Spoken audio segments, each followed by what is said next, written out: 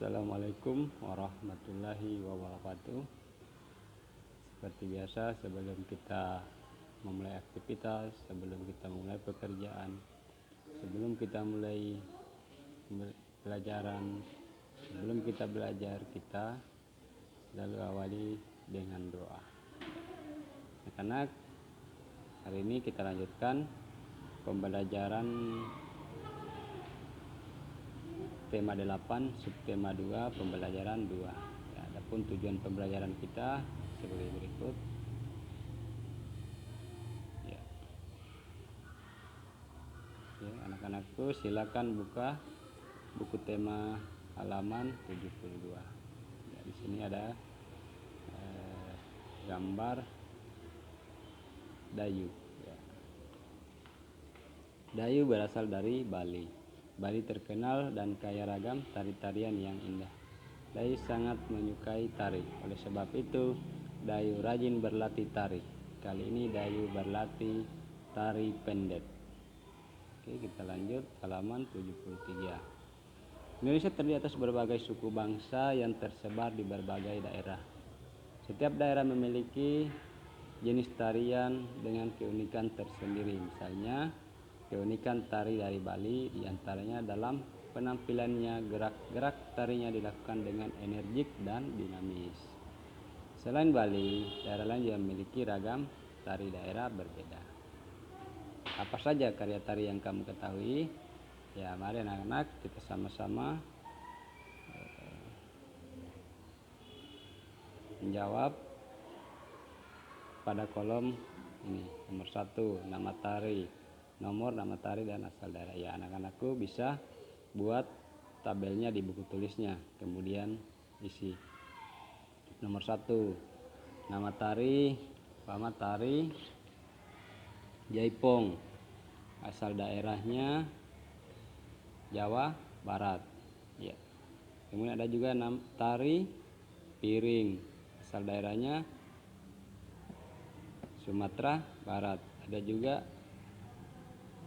kita di Sulawesi Tenggara tari lulo, asal daerahnya Sulawesi Tenggara. Ya. Jadi anak-anak bisa tuliskan, buat kolom dulu di buku tulisnya, kemudian isi nama tarinya dan asal daerahnya. Ya, tadi Pak Guru juga sudah memberikan contoh beberapa nama tari dan asal daerahnya. Ya. Anak-anak bisa minta bantuan kakak, saudara, ayah, ibu. Ya. Oke. Lanjut. Setiap tarian daerah memiliki keunikan tersendiri. Keunikan tari daerah terlihat dari unsur-unsur tari. Gerak merupakan unsur utama dalam tari. Unsur lain adalah busana, tata rias, iringan, dan properti atau perlengkapan tari. Nah, gerak tari adalah serangkaian gerakan indah dari anggota tubuh yang dapat dinikmati oleh orang lain. Gerakan tari Nusantara sangat beragam. Gerakan tari suatu daerah berbeda dengan daerah lain.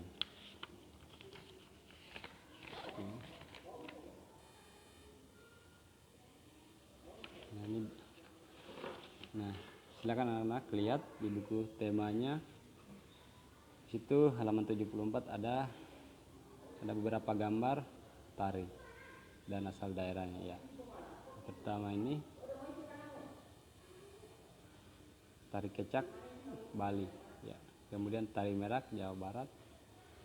Ada juga tari kipas Serumpun Sumatera Selatan dan tari golek. Nah, ada dua jenis karya tari, yaitu tari tradisional dan tari kreasi baru. Nah, tari tradisional adalah tarian yang telah mengalami perjalanan sejarah cukup lama. Contoh tari tradisional yaitu tari Serimpi, Sangopati, dan tari Gambyong dari Jawa Tengah. Ya, Pak Guru ulangi. Tari tradisional adalah tarian yang telah mengalami perjalanan sejarah cukup lama. Ya. Contoh tari tradisional yaitu tari Serimpi, Sangopati, dan tari Gambyong dari Jawa Tengah. Oke, kita lanjut halaman 75. Nah, di sini tabel nama tari tradisional dan daerah asal ya. Mari kita sama-sama jawab. Anak-anak bisa buat tabel di buku tulisnya seperti ini, seperti pada buku tema. Nah, setelah buat tabel, mari kita sama-sama jawab. 1. Nama tari tradisional. Nah, ada tari kecak, daerah asal Bali. Kemudian ada tari merak, Jabar, dari Jawa Barat. Ada juga tari saman dari Aceh. Nah, silakan anak-anak lanjutkan cari silakan anak tuliskan nama-nama tari tradisional ya. Silakan anak minta bantuan kakak, saudara, ayah dan ibu ya. Silakan ditanyakan tari tradisional, nama tarinya apa dan daerah asalnya dari mana ya. Kemudian sama juga dengan tari kreasi baru. Nah, tari kreasi baru ini biasa juga disebut tari modern. Tari kreasi baru merupakan karya tari garapan baru. Contohnya tari Manuk Rawe, Garuda Wisnu, dan Belibis dari Bali. Nah, ini juga ada tabel, ada nomor, nama tari kreasi baru dan daerah asal. Silakan anak-anak tuliskan pada tabel nama tari kreasi baru, nama tarinya kreasi barunya apa, dan daerah asalnya di mana ya. Pak Guru kasih contoh, nama tari kreasi barunya tari kupu-kupu, daerah asalnya Bali. Tahu Manipuren, tari kreasi baru Manipuren, asal daerahnya Jawa Tengah. Ada juga tari kreasi baru Ngigel, asal Yogyakarta. Oke, silakan anak-anak tulis di buku tulisnya ya. Dayu teringat dengan neneknya. Nenek Dayu tinggal di Pulau Bali. Dayu sering mengunjungi neneknya yang tinggal di Pulau Bali dan Pulau Jawa. Dihubungkan menyeberang di Pulau Jawa ke Pulau Bali menggunakan kapal feri. Pulau Bali dan Pulau Jawa dihubungkan oleh sebuah selat. Selat itu bernama Selat Bali. Asal usul terjadi Selat Bali diceritakan dalam sebuah cerita. Nah, yang mana ceritanya? Kita lihat. Ini di halaman 76. Nah, terjadinya Selat Bali. Anak-anak silakan baca ceritanya. Ini sampai halaman 77. Setelah itu jawab pertanyaan halaman 78 ya. Mari kita sama-sama baca. Manik Angkeran adalah putra Sidimantra, seorang Brahmana Manik Angkeran, dan ayahnya tinggal di kerajaan Daha, Bali. Saat Pulau Bali belum terpisah dengan Pulau Jawa, Manik Angkeran suka sekali menghambur-hamburkan harta orang tuanya. Berulang kali Sidimantra menasihati anaknya, namun Manik Angkeran tidak mau mendengarkan nasihat ayahnya. Harta orang tuanya pun dihabiskan, bahkan dia berani berutang kepada orang lain. Pada akhirnya Manik dikejar-kejar penagih utang. Sidimantra tidak tega, hartanya sudah habis. Tapi Sidimantra tidak mau anaknya celaka. Suatu saat Sidimantra mendapat petunjuk lewat mimpi untuk meminta pertolongan pada Naga Besuki di Gunung Agung. Naga Besuki adalah naga hijau besar, ekornya penuh dengan emas dan permata. Sidimantra segera bergegas dan memenuhi Naga Besuki di Gunung Agung. Sidimantra menjelaskan maksud kedatangannya kepada Naga Besuki. Sidimantra meminta sedikit harta untuk membayar hutang Manik Angkeran. Naga Besuki bersedia untuk membagi sebagian hartanya, namun Naga Besuki mulai menggoyang-goyangkan ekornya ketika beberapa emas dan permata pun rontok. Sayangnya harta yang didapat ayahnya kembali digunakan Manik Angkeran untuk berpoya-poya. Manik Angkeran yang kehabisan harta akhirnya mencari tahu tempat ayahnya mendapat harta. Seseorang memberitahunya bahwa Sindi Mantra memperoleh harta dari naga Besuki. Manik Angkeran segera menemui naga Besuki di Gunung Agung seperti yang dilakukan ayahnya. Naga Besuki, sudilah kiranya kau bagi sedikit hartamu untuk membayar utang-utangku, kata Manik Angkeran kepada naga Besuki. Aku sudah memberi ayahmu Sindi Mantra emas dan permata. Apakah itu masih kurang, kata naga Besuki sedikit kesal. Aku mohon beri aku sedikit lagi hartamu, naga Besuki yang murah hati, mohon Manik Angkeran kepada naga Besuki. Baiklah, aku akan mengabulkan permintaanmu asal kau berjanji tidak akan berpoya-poya lagi, kata naga Besuki. Naga Besuki akhirnya luluh, dia mulai menggoyangkan ekornya.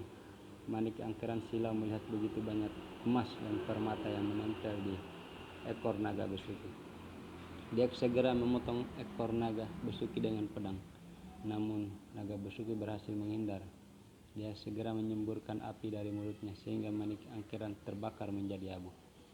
Sindi Mantra yang melihat kejadian itu segera mohon kepada naga Besuki untuk menghidupkan kembali Manik Angkeran. Wahai naga Besuki, sudikah kau menghidupkan kembali anakku Manik Angkeran? Beri dia kesempatan untuk memperbaiki diri, mohon Sindi Mantra. Aku akan menghidupkan Manik Angkeran lagi, tapi dengan syarat Manik Angkeran tidak boleh pulang bersamamu. Dia harus tinggal bersamaku dan menjadi muridku. Aku akan mengajarkan dia menjadi orang yang baik dan berilmu, kata naga Besuki sambil menghela nafas. Baiklah naga Besuki, aku serahkan anak kepadamu untuk dididik menjadi anak yang baik, jawab Sindi Mantra. Akhirnya Manik Angkeran hidup kembali. Sindi Mantra segera mengeluarkan tongkat dan membuat garis memisahkan dirinya dan anaknya. Garis itu mengeluarkan air yang deras dan memisahkan Gunung Agung dengan sekitarnya. Sampai sekarang garis itu dikenal sebagai Selat Bali yang memisahkan Pulau Jawa dan Pulau Bali. Ya. Setelah kita membaca cerita terjadinya Selat Pulau Bali, Selat Bali, ya kita menjawab, sama-sama menjawab pertanyaan yang ada pada buku tema halaman 78. Ya. Sebutkan tokoh-tokoh yang terdapat dalam cerita berjudul terjadinya Selat Bali. Ya, tokoh-tokohnya itu Manik Angkeran, Sindi Mantra, naga Besuki. Ya.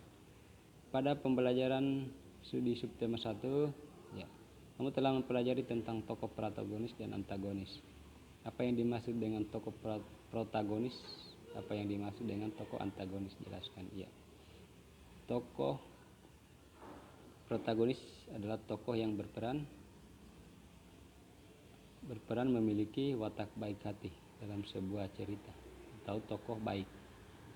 Nah, sedangkan tokoh antagonis yaitu tokoh yang berperan memiliki watak atau karakter jahat. Ketiga, tuliskan tokoh antagonis yang terdapat dalam cerita berjudul terjadinya Selat Bali. Ya.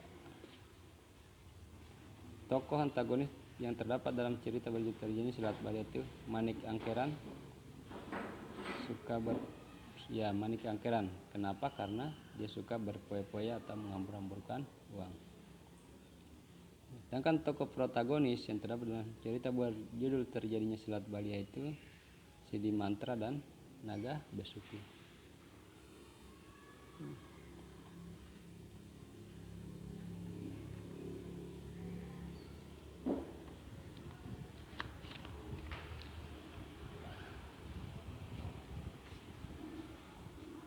Kita lanjut di halaman 80. Dayu selesai berlatih tari. Dayu pulang dengan mengendarai sepeda.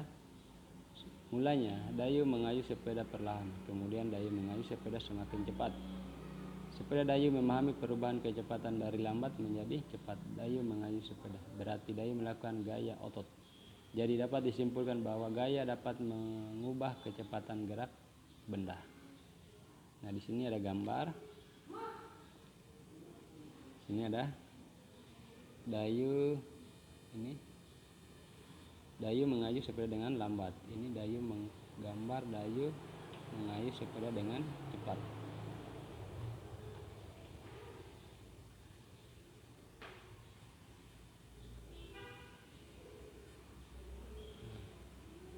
Kemarin kita sudah mempelajari tentang gaya, yaitu gaya dapat mempengaruhi gerakan benda. Nah, macam pengaruh gaya terhadap gerakan benda. Yang pertama, silakan anak tulis di buku tulisnya, yaitu gaya dapat mengubah arah gerak benda. Yaitu gaya dapat mengubah arah gerak benda, atau gaya dapat mengubah gerak benda, atau gaya dapat menggerakkan benda yang diam.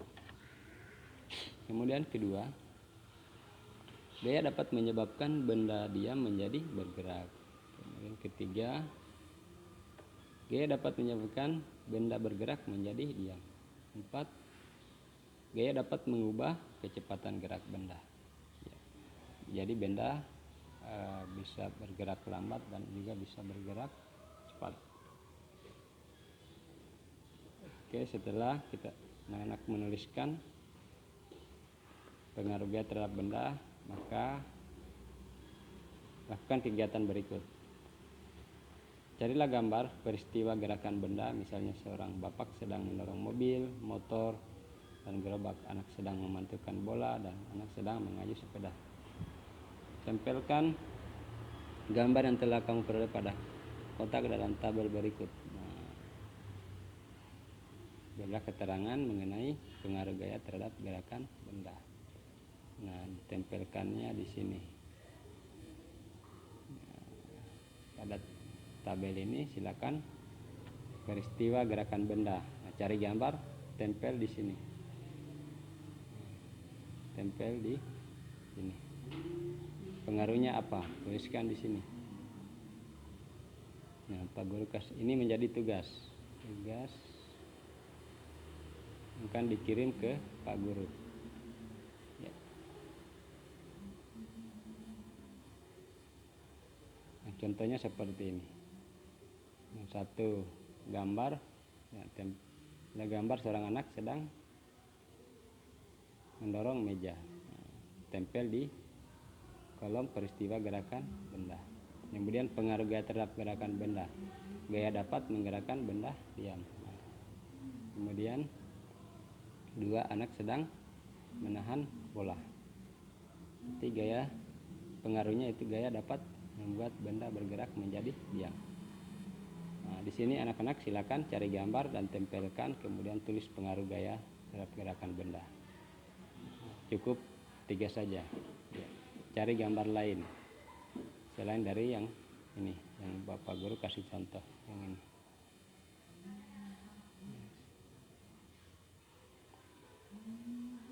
Oke. Nah, setelah ditempel dan dituliskan pengaruh gaya terhadap gerakan benda, silakan dipoto saja dan dikirim di WA Pak Guru. Ya. Demikian pembelajaran kita pagi hari ini. Semoga bermanfaat. Tetap jaga kesehatan, ya, dan tetap semangat. Berakhiri, Assalamualaikum warahmatullahi wabarakatuh.